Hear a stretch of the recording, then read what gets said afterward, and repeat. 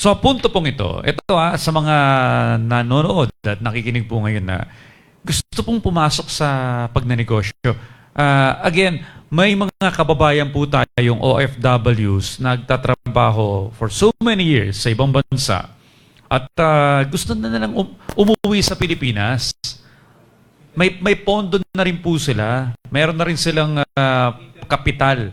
Ang problema po, hindi nila alam yung papasukin na ng negosyo dahil buong buhay po nila, sila po yung naging empleyado.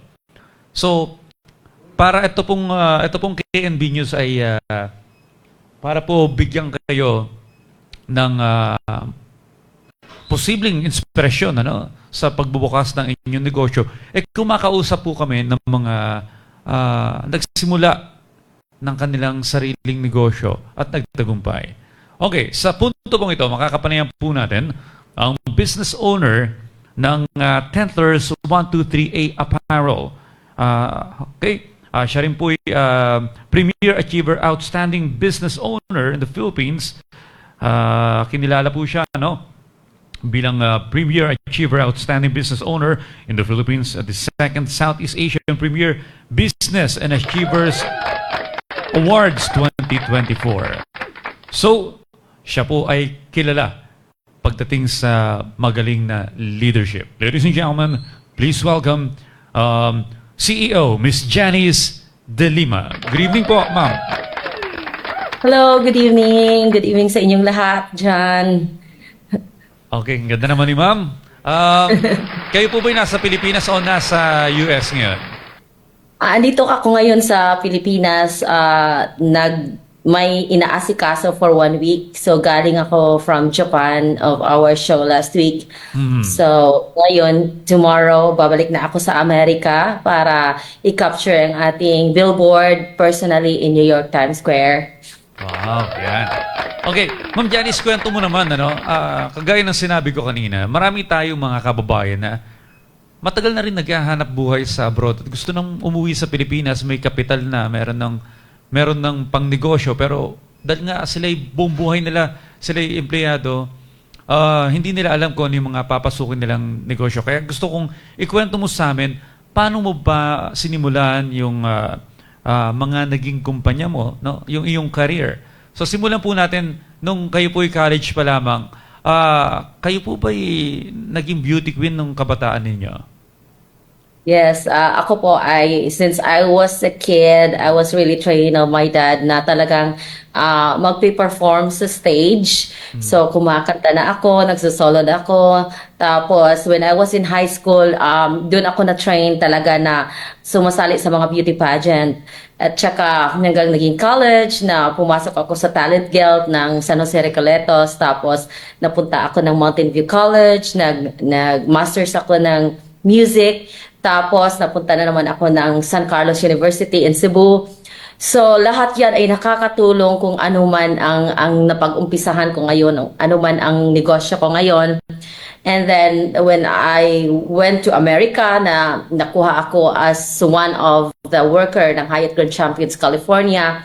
So, talagang nagja-jam ako sa aming music na may mga live singers. Then napunta ako ng Philippines at nabalik na naman ako ng Amerika na nagkaasawa. And then during the pandemic, doon ako nagtithink kung ano ang dapat na umpisahan ko. Kasi di ba tayong lahat na that time ang hirap ng kita, di ba?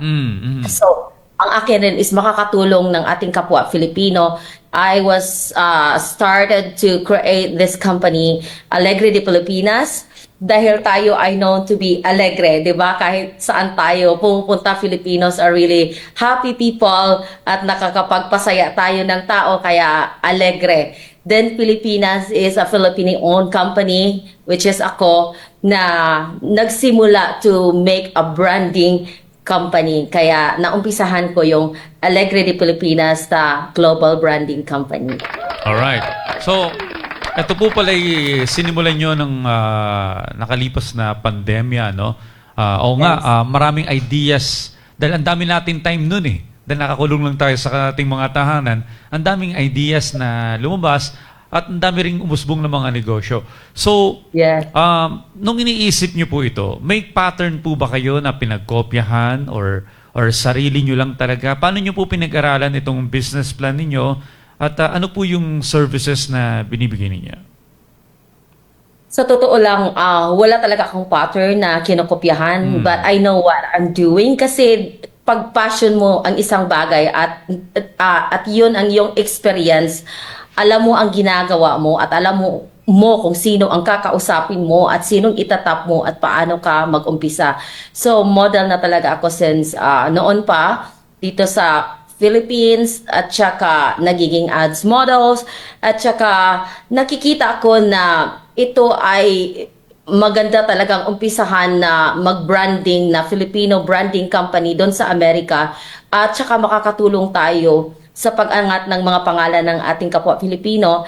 At saka yun, nag-start ako ng mag-create ng branding company, but before that, na makuha ko ang loob ng Amerika na mapansin tayo is nag-join ako ng Mrs. Earth USA. So nanalo ako ng Mrs. Great Lakes Earth 8 states in America at saka lahat ng queens doon nagtutulungan kami sa aming mga ginagawa namin. At that time, kinakausap ko sila during the New York Fashion Week na kung pwede ba silang mag-support sa aking company to wear the Filipino creation, which is the Filipiniana, at mag-walk sila to promote the Filipino fabric and Filipino design. So at that time, nakaka-proud talaga no na talagang nagsuot sila ng ating Filipiniana at pinopromote nila isa-isa ang ating designer. At that time, napansin ang Alegre de Pilipinas presenting Filipino designers in a global stage. So at that time, nakita ko na hindi lang ang ating mga designer ang ating tutulungan na magkapangalan at mapansin sa buong mundo. Hindi lang ang mga models na nag-create ng mga name nila at portfolio nila. So nakikita ko kahit mga CEOs, kahit sinong individual, bigyan natin ng chance na ma-present natin sila in a global stage. So kaya naisip kong I have to expand my company. It's not only for runway, at saka gagawin ko siyang branding company in global. After that is nakikipag-usap ako sa mga CEOs ng media in America, ng ating mga major publications at tuwang-tuwa naman ako na talagang in my prayers na talagang tinupad ni Lord at dininig ni Lord ang aking mga prayer. Kasi ang hirap talagang hindi natin alam kung saan tayo mag-umpisa. Kasi tayo mga Filipino, titingnan nila tayo is napaka-small natin. 'Di ba? Ayaw nilang magiging kaliber nila. So kinakausap ko, nagpe-pray ako noon at nakausap ko ang CEO ng media, ng global media doon sa Amerika. So kaya na-collab ko sila at super happy ako na anytime, any day, makakapagpalabas ako ng publication sa mga major publication ng Amerika. Kaya natutuwa naman ako na talagang may Filipino-owned company na tayo, na hindi na tayo sunod-sunuran na talagang kunwari susuot tayo sa mga product nila. Ngayon, sila na naman ang sumusunod sa atin at mag-a-apply sa ating company. So yun lang ang alam ko lang is alam ko ang ginagawa ko, alam ko kung sinong kakausapin ko at blessed naman ako na may mga friends akong andyan sa ating Filipino celebrity coordinator na tumutulong sa akin, talagang nagsusupport sila. Kasi this is one pride of the Philippines. Pride of the Philippines talaga tong kung sino ang aking ipipresent sa global stage. Okay. Well, branding ito, no, international. Pero tama ka po, Mama. Importante rin yung alam mo kung sino yung dapat kausapin at para maka-move forward yung inyong in-establish na company. Gayun po man, mahirap bang i-promote ang local fashion ng Pilipinas sa international stage o madali lang to dahil mataas din ang respeto nila sa atin? Alam mo, super hirap i-promote pag wala tayong global PR. Talagang, that's the reality. PR is power. Ang daming mga Filipino na nagpe-present na Kung alam nyo lang, ang dami pala. So noon pala ito na mga Filipino nagjo-join sila, nagbabayad sila ng malaki para mapansin ang kanilang mga products, kanilang mga designs doon sa New York Fashion Week or mga big fashion week all over the world. Kaya lang, walang nakakapansin sa kanila kasi kulang tayo ng PR doon sa Amerika. Ang PR natin andito sa Philippines. Pag binabalita dito, hindi naman papansinin doon sa Amerika. 'Di ba? Ang balita lang sa Amerika, pinapansin natin dito. So, yun, nakita ko na ang dali na lang ngayon, ang dali lang i-promote ngayon ang ating mga talents na mga Filipino dahil sa ating major publications, ang ating mga ads in New York Times Square na pag napalabas natin ito, napapansin siya sa buong mundo at saka sa mga Amerikano sa buong mundo, hindi lang Filipino. Kaya ang nakita ko na ngayon, it's because of our PR in America, madali na siyang mapopromote kasi madali na siyang mapansin. Dahil pag-show pa lang, nakakapalabas na ako ng maraming press releases. Okay. Well, talagang konektado rin to sa marketing, ano? Well, Yes, Ma'am yes. Janice, etong Alegre de Pilipinas, anong vision mo in the next 5 years? Saan na ang Alegre de Pilipinas after 5 years? In the next 5 years, ang vision ko sa Alegre de Pilipinas na magiging malaki siya at lahat ng country has the branch of Alegre de Pilipinas at hindi lang siya mapapansin sa Philippines, mapapansin siya sa buong mundo at saka lahat tayo magtutulungan para maangat ang pangalan natin as a Filipino. Hindi natin gawin ang ating like one of our culture, negative culture na crab mentality. So, tutulungan tayo na lumaki ating pangalan sa buong mundo at hindi lang tayo sumusunod sa kanilang mga products like Louis Vuitton, kahit anong mga Chanel dyan, na sila na ay bibili sa ating products na Filipino product na makakatulong rin sa ating mga pagbibigay ng livelihood ng ating mga mananahi at dito sa Pilipinas na tutulong sa pag-supply nito. So yun lang talaga ang gusto ko na makakatulong tayo sa ating mga kapwa Filipino sa kanilang livelihood na magiging supplier tayo sa Amerika. Hindi ang Amerika magiging supplier sa Philippines sa kanilang mga product. So every time ako pumupunta sa mall, no, naiisip ko na mas maganda pa talaga ang gawa ng Filipino nito. Ang mga designer ko. So one of these days, dito na i-display sa mga designer na section na to ang mga product ng ating mga designer. At doon sa Philippines, ang ating manpower na sila mabibigyan natin ng permanenteng trabaho. Yun lang talaga ang aking vision sa Alegre de Pilipinas. Alright. At para bang support local. Dahil Yes. yan po ay produktong Pilipino, ang makikinabang mga Pilipino. So, pang-import na po ang quality at through you, na ipopromote po ito sa mga first world countries kagaya ng Amerika at mga bansa sa Europa. Gayon po man, Yeah. nakita ko sa inyo pong pagsasalita, yung inyong passion, dedication, dito po sa advocacy ninyo rin, na matulungan maipakilala ang Filipino brand pagdating sa fashion. Saan nanggagaling po ito?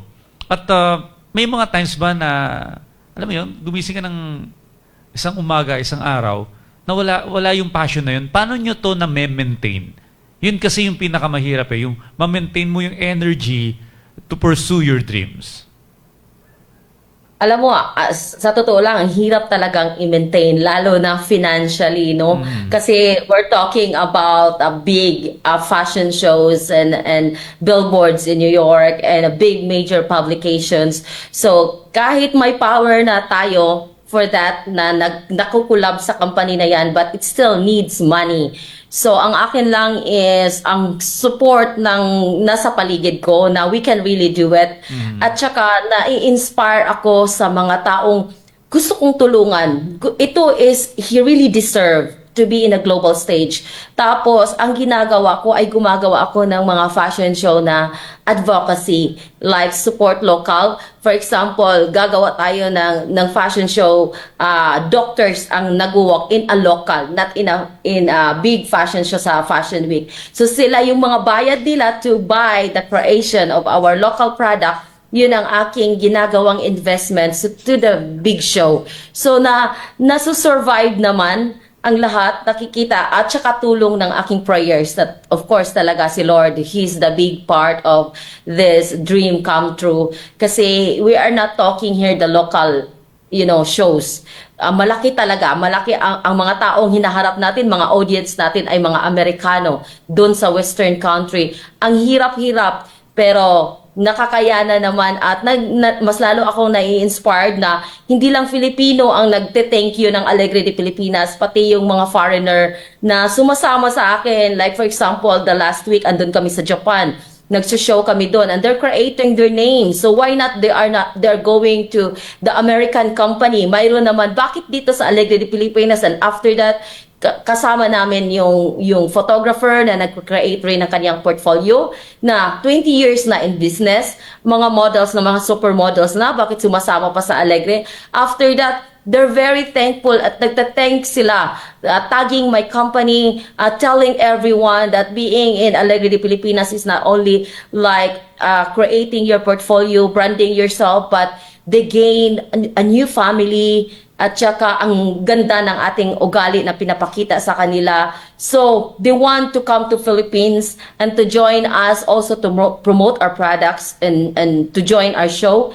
Di ba nakaka-proud na sila pumupunta dito? Ang lahat ng pangarap ng mga Filipino pupunta doon sa kanilang bansa. Yun, ang atin is na napaproud ako na they're willing to come to join Alegre de Pilipinas and to show in our country at magpo-promote ng ating product. So those things, really, yun ang nakaka-inspire sa akin to survive. Na one day, minsan pagising ko, pagod na ako.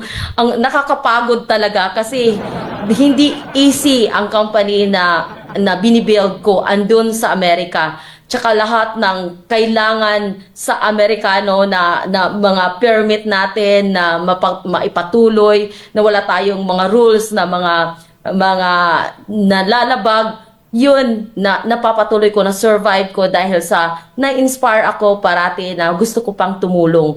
At natutuwa ako na every person na tulungan ko sa Filipino, lumalaki ang kanilang pangalan globally at nakakatulong rin sila sa mga tao nila, nagbibigay ng trabaho. Yun lang talaga ang aking inspiration to move forward. May mga nanonood po sa ating ngayon, sila Miss Lay Maniego, good evening. Of course, the Visual Corporation at Sir Dick Villanueva.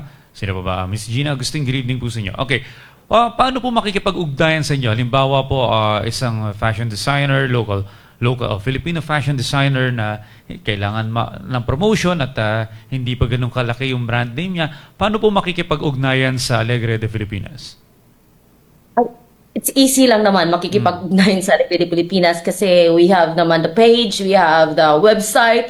So, makikita nila yung aking email, mag-i-email sila, magsasalita sila kung anong gusto nila kasi the first place talaga, aalamin ko kung ano ang gusto mo. Ano ang dream mo, ano ba ang purpose mo. Kasi hindi naman lahat talaga, sa totoo lang, hindi lahat ay tutulungan ko. Kasi nang galing na ako sa mali na mga tinutulungan, di ba? So ito, aalamin ko kung ano ba talaga ang purpose mo nito. Pagpapasikat lang ba?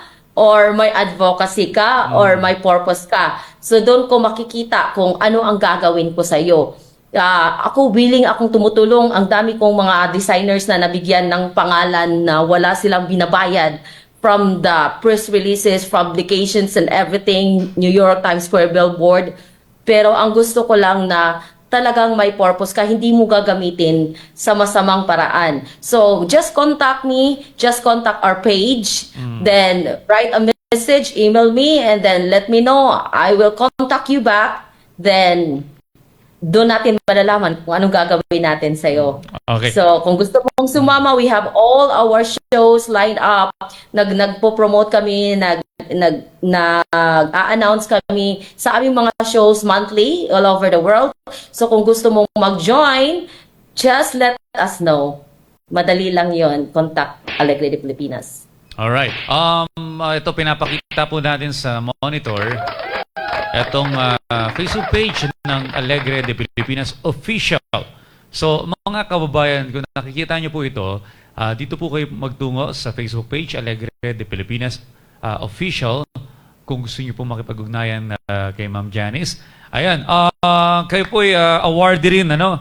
Ma'am Janice, again, ng Premier Achiever Outstanding Business Owner in the Philippines, and hopefully makita po kita sa mangyayaring event na yan. Well, kailan po ba ang balik nyo sa Pilipinas? Kasi I'm planning to invite you rin sa aming studio sa PTV4 naman para sa studio guesting. Yes, babalik ako next month dahil may show kami sa Japan. So, every time may show ako sa Asia, gusto kong dumaan sa Philippines. Hindi, to be honest, marirelax ako pag andito kasi mura lang yung massage, no? Kaya, dumadaan ako talaga sa Philippines.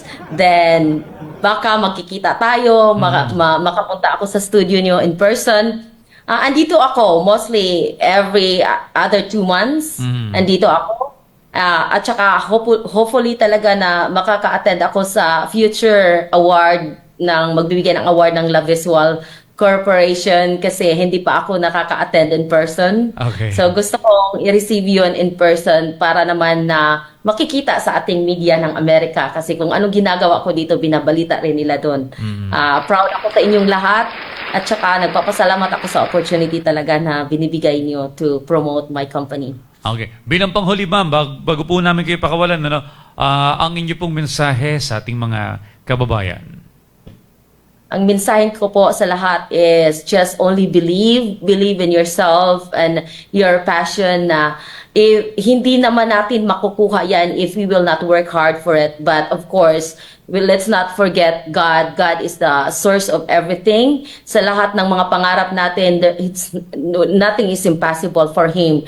Talagang hindi ko alam kung bakit napunta ako sa ganito. At kahit hanggang ngayon, I can't believe na nagkaroon ako ng company na napansin sa Amerika at saka nagkaroon ako ng power na ganito sa media in America. So, just keep on praying and just work hard at saka kahit anuman ang mararating mo sa buhay, always put your feet on the ground at saka always na titingin ng utang na loob at magtutulong sa ating mga tao. I'm very sorry kasi hirap ko talaga magtagalog dahil Bisaya ako.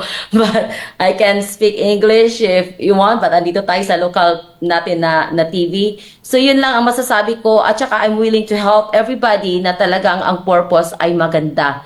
Andito ako, magtutulungan tayo to angat our name of a Filipino name to be a pride of Philippines all over the world. All right. So, we're hoping and praying na magtagumpay po kayo sa inyong advocacy and syempre sa inyong company, no? Again po man, I am hoping na makita ka namin in person at maging guest ka namin sa studio sa PTV Channel 4 in the future, no? So, ingat po kayo, ma'am, at maraming salamat sa pagbabahagi sa amin ng inyong kwento and hopefully maraming na-inspire sa inyong kwento tonight. Maraming salamat po and God bless Miss Janice De Lima. Atin po nakapanayam. Pwede bang mag-shoutout na? Go ahead, ma'am. Go ahead, ma'am. Okay, I would like to thank and I would like to congratulate my team in Japan, the Runway Project, which is owned also by the Filipinas. Shema Shaina, congratulations for helping also a lot of Filipinos in Japan. And also to Hector, congratulations for being the head team of the Vogue magazine that we have of Alegre de Pilipinas. And also for my Alegre de Amigas, Vice and Debbie. And to Don Cristobal, congratulations for your Paris Fashion Week. And Simon.